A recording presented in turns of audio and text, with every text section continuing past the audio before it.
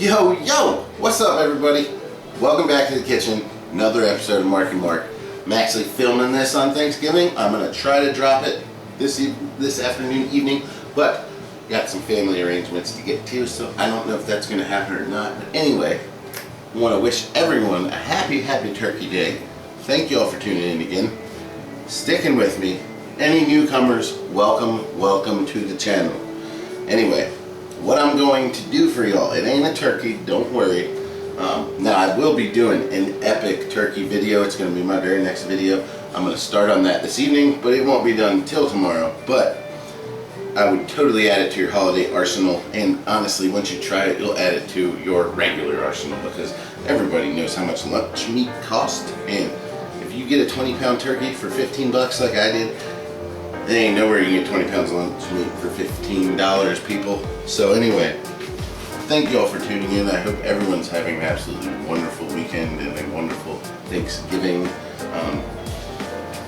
And it's actually the week. Anyway, what I'm doing is my epic macaroni and cheese. It's a Gouda mac. So what we've got here is a plate of shredded Gouda. The only thing going into this fine concoction is elbow macaroni, about 1.5 pounds, close to 2 pounds. Honestly, it's pushing 2 pounds. I ate a little bit of it, I must say, so it's not quite 2 pounds of shredded Gouda.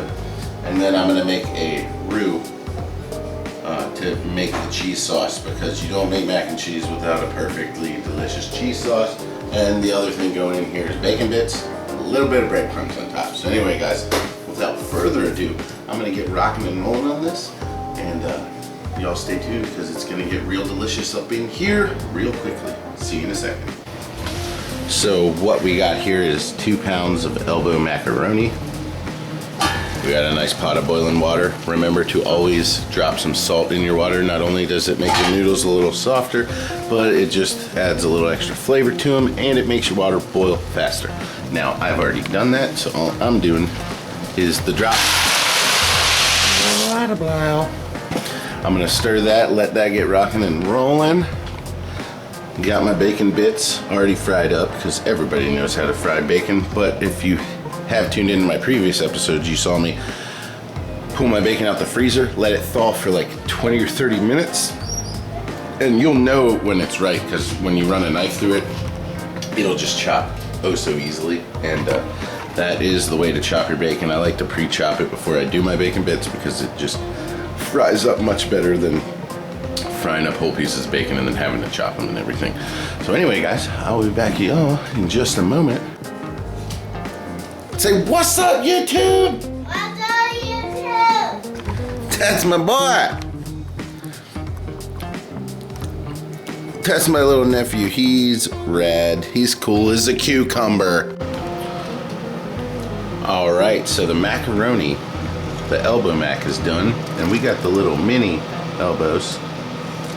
I've seen bigger, but hey, it ain't about the size. Anyway, I like to do mine al dente, because this is the best way to make this, is to reheat it in the oven. You can make it on the spot, drop it in the pan or straight in the bowls or on the plate and eat it up, and it's still gonna be oh so good.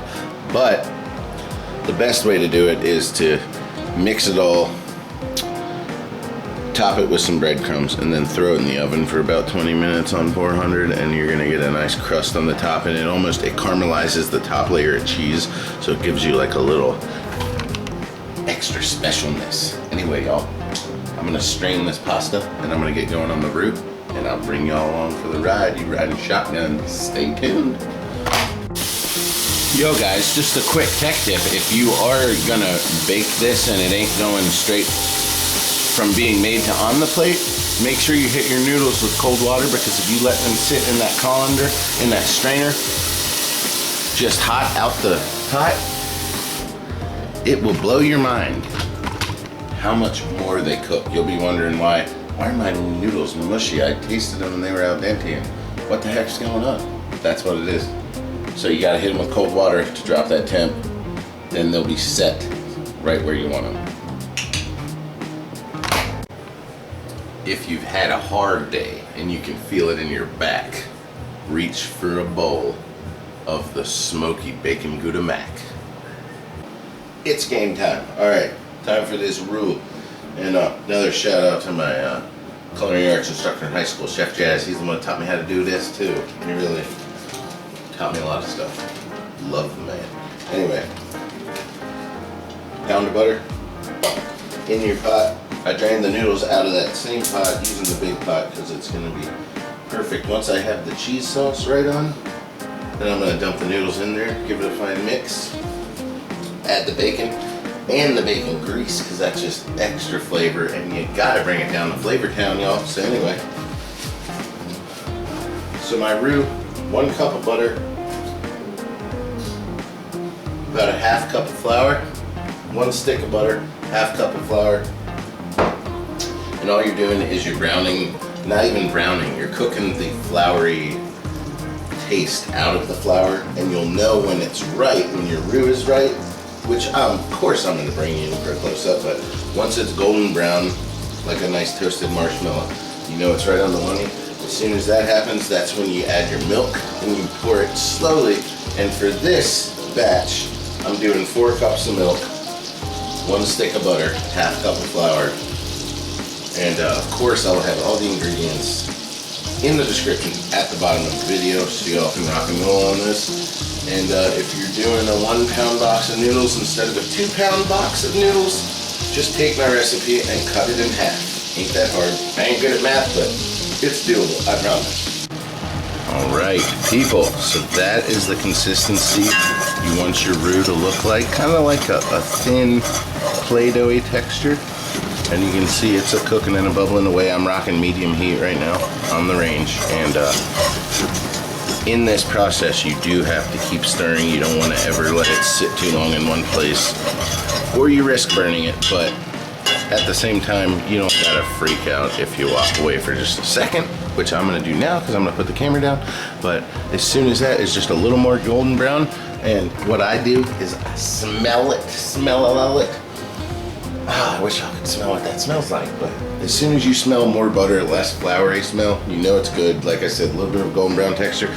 Then you drop your milk and you add it slowly while whisking intensely. Anyway, I'm gonna get to that step in just a moment. But on medium heat, I would give an average estimate for a roux at about 2 to 3 minutes, and then you know you're good. Just start adding your milk. So now, I'm going to slowly start incorporating the milk, and the reason you do it slowly, and when you add the milk, don't freak out because it will get thick, but the reason you do it slowly is to prevent too much cooling of your pan, because you want it to stay hot and stay cooking. So that's why I like to add a ½ cup at a time, get that whisked in nice and thick, and I'll add some more. Oh yeah, she's thick. Add another ½ cup. That may have even been a cup, but that's okay. As long as you don't go dumping all the 4 cups at once, you're gonna be all right. And this is a part too where just while you're incorporating the milk to your roux, you want to keep steady stirring. Anyway, y'all, I am almost there. So all I'm waiting for now is for that to get nice and hot. Once I stick my finger in there and it feels real hot, then I'll start adding my cheese. That way it melts it down nice and quickly, and we're gonna be looking good. I will see y'all in just a moment. All right, you guys, I got it tuned in. You can see how velvety that is, and you can also see how much I love black pepper. But so I'd say I did a heaping tablespoon of black pepper, totally heaping, a tablespoon of garlic powder because I love garlic, and a tablespoon of salt for this batch. So anyway, y'all, look how it rolls off the spoon. Oh man,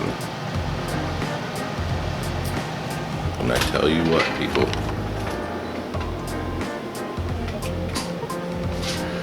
that's how you do it.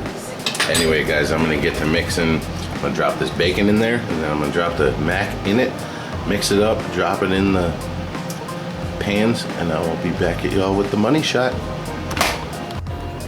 All right, you guys, I'm bringing it in, closing it out, shutting it down. So you can see in this pan, I haven't topped them with breadcrumbs yet. I am going to, but I'm going to wait because I'm not baking that till tomorrow. This one's going on tonight, topped with the panko breadcrumbs. You can see the little bit of beautiful red in there. That is the paprika. I did a fine sprinkle of paprika on top because paprika is a beautiful, mild, peppery powder that's got a little bit of smokiness to it too, which is just going to complement that smoked Gouda oh so nicely. So anyway, guys,